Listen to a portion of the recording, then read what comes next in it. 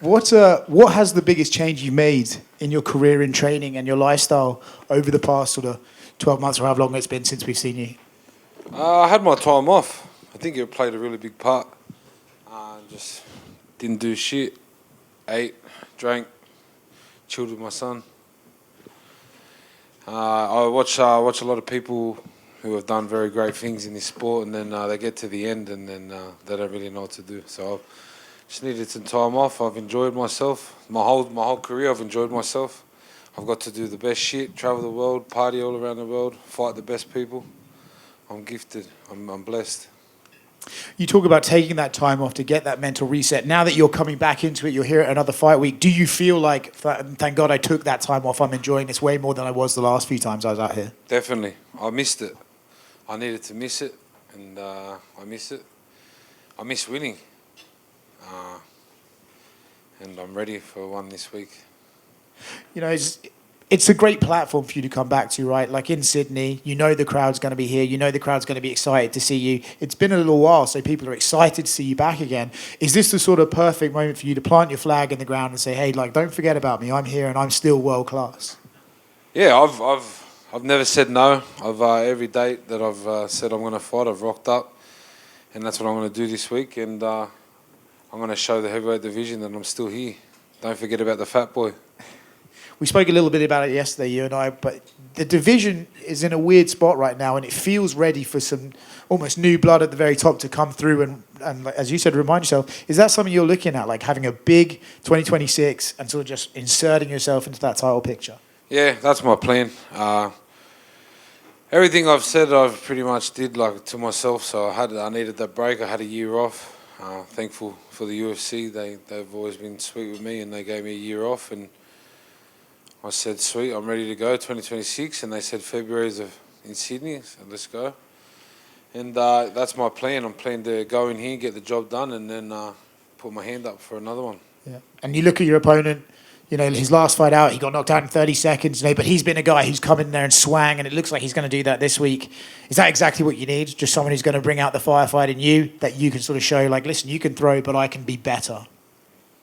Yeah, it doesn't really matter about him. I'm going to come and give it my all. So he's good, he's young, he's done a few things, and I think it's going to be a good showdown on the weekend. It's good to have you back, mate. Cheers, bro. Hey, Tai. You spoke of your time off. Does your first fight back, where you have that fight, matter? Are you glad it's in Sydney, or would you have preferred your first fight back to be not a home fight? It doesn't matter to me anywhere. The crowd's always good for Bam Bam, so I don't really care.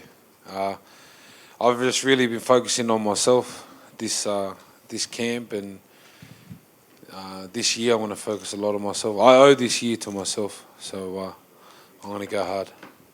And how was your time training at Scrappy MMA? The boys over in Perth, hectic. I love them boys. They're good boys. Did you do much of your camp there? I did a little. No, I just did the bit I was there, but I moved back to Dubai. Is there a reason you don't do your camps at home and you kind of do them somewhere else? That's why I don't have a diet channel. Thanks, Tai. Hi, Tai. There were a lot of noises after the fight between Thomas Pinal and Cyril Gane about dirty techniques. Do you face Cyril? Do you feel he was a dirty fighter? And what you thought about all of this and the Thomas Pinal thing with the eye and stuff? No, I'm actually friends with Cyril. I actually trained with him at 333 for this fight.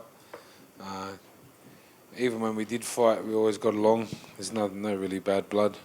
Yeah, I don't know about the eye poke. It was a bit how's it going, but I don't think it was worth stopping. I actually flew all the way to Abu Dhabi for it, and wasn't there for long. And if we goes on the end of the fight, do you think Cyril will win this fight against Tom, or what's your? Yeah, I reckon Cyril had him.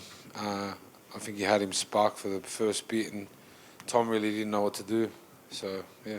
And last one for me. Is Waldo Cortes Acosta a name you want to face in the future with a win on Saturday? Oh, yeah, definitely. My first step is this weekend, get back in the winning circle, and I've been talking to Acosta, not talking, but been watching him and his team, and that'd definitely be a great fight down the track, for sure. Thanks, man. Tai back here.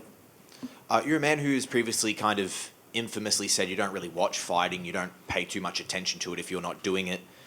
In that year off, and then Teixeira is the name, what was your thoughts when he was the name that was offered to you? Just like every other name, yes. I mean, I get paid to fight.